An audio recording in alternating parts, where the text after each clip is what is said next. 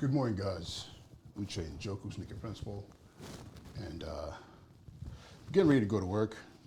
And I decided to try something different this morning. From time to time, I post on my Instagram and Facebook my morning workouts, and the point is to inspire those of you out there who need to get up and move and do something.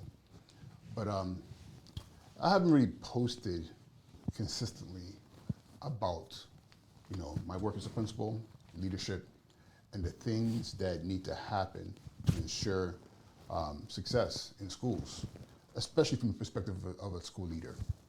So this morning I was on the treadmill running, and I was thinking about the year so far.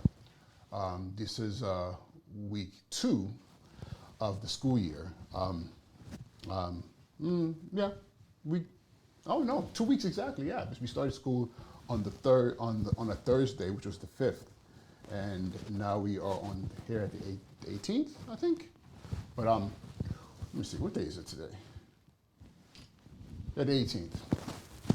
So 2 Thursdays ago we started school, and here we are now, 2 weeks into the school year, and there's so much that goes on that through the process of the school year that that, just kind of takes over your whole entire life. And this is a time of the year when, for a lot of us school leaders, things start to normalize. The kids getting comfortable, teachers getting comfortable, all the New Year resolutions, and they are New Year resolutions. Think about this, it's a new school year. So what happens is school leaders, teachers, students, families, this year I'm going to do this. This year I'm going to do this. This year I'm going to be better at this. And just like when it's an actual new year, like 2024, 25, 26, we all have these resolutions. I'm going to go to the gym. I'm going to go do this. I'm going to eat better. I'm going to be better to my siblings or my family. I want to reach out to friends and do more. We do the same thing in schools. And I learned a long time ago that resolutions are meant to be broken. We make those resolutions for the purpose of making ourselves feel good, because we recognize that last year there were a lot of issues that we could have controlled, but we chose not to. So this year I want to do a better job in trying to control that. And I don't believe that at all. My thing is this, very, very simple. It is a journey.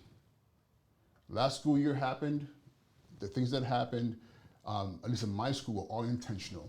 The mistakes were addressed as they were happening. We made so many pivots because we had a goal last year to improve our proficiency rates, to increase the number of kids who are non-proficient to proficiency, or at least getting as close as possible to it. So this year, there is no resolution. This year is a continuation of last year. The mission that we had in place, the work that we were doing, was very intentional and very purposeful. All my consultants, all my coaches, everyone that I used, even the support from the district, everything we asked for, everything that we were aiming towards, were very intentional towards an end goal. And guess what? New school year, same mission. Because my belief is this, until I'm looking at proficiency rates that are above 90%, what am I doing here? I can't wave the flag of success from last year until every child that I'm responsible for, every child that's served at my school, is meeting proficiency. And we're far from it. We're far from it. But we're better than where we were when we first started. I took over a school over a year ago. Well over a year ago. I would say, May, June, July, August, September. So 17 months ago, I took over a school that was the lowest performing middle school in my district. And my district that covers a good chunk of the South Bronx. And I would say arguably the lowest performing middle school in the South Bronx. And in the time of the work that I've done with my team, we have moved so many kids towards proficiency, and in a way that for some people seems like impossible or like improbable. But I'll tell you this, It wasn't impossible. It wasn't improbable. We had a plan. Myself and my team, my assistant principal, my academic deans, we had a plan. The Bible says that my people perish for lack of vision. Our children fail because leadership often they don't have vision. We're so tied up in afraid of failing that we make no effort to actually fight to succeed. And so this year, why would I be like, okay, this year we have a New Year resolution, we're going to do this differently? No, we're going to perfect what we were trying to accomplish last year. And some of my kids are going to be like, if they see this, they're going to be like, perfect, Mr. Njoku, you tell us all the time, you don't want perfection from us. You want excellence. That's true. For my students, I don't ask for perfection. But however, for my team and in us implementing our missions can be implemented perfectly. If everybody does their part and does their part to a T, we can execute perfection. And this is what I talk about when what I'm talking about is the systems. When you have a system in play and okay, my math team, we're doing this, we're striving this, we're working on these particular strategies, and this is how we're going to implement them for a final effect for these results. Same thing with my English language arts team. Same thing with my testing team. Same thing with my operations.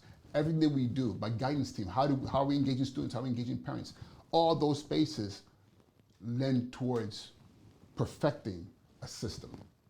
Okay? It might take a year, it might take 2, it might take 3, but working until we get to a point where our culture and our output is so set in stone, then now we can say, what do we add to this? What do we add to this? What do we need to remove? Because no matter what we did, we're not able to get this one thing to work properly. So that's where I stand right now. As we move into further into the school year, we're looking at what we did last year, and we're implementing, and we're continuing to strive forward. My school's core values is the acronym BEST: Believe, Excel, Strive, and Trust. We believe in what we're doing, and because we believe in what we're doing, we're focusing on excelling, in the little things that we need to do to perfect our system, and we're constantly striving. No matter what, we listen. I tell my students, we fall forward. My staff, we fall forward and we get back up. As long as we're moving forward, if we fail at something, we figure out what happened here, what went wrong. We fix that thing, we address that thing, then we keep moving forward. So we're always striving forward, and then of course we trust. We trust the system, we trust each other, and we trust leadership. I trust my leadership, and I hope that my team. I work very hard to make sure that my team can trust my leadership towards the final results of making sure that we're moving all of our kids towards proficiency. So I just want to share this with you this morning. So if you're in a school and you have resolutions for this year, listen, do what you may, but I'm just saying to you how I look at that. Too often we're making too many shifts. Yes, there's going to be things we have to implement for the new year, coming from the district, coming from central office, whatever the case may be. It doesn't mean it changes your culture. It doesn't mean it changes your systems. So with that being said, have an amazing day, and I'll talk to you all soon, all right? Peace.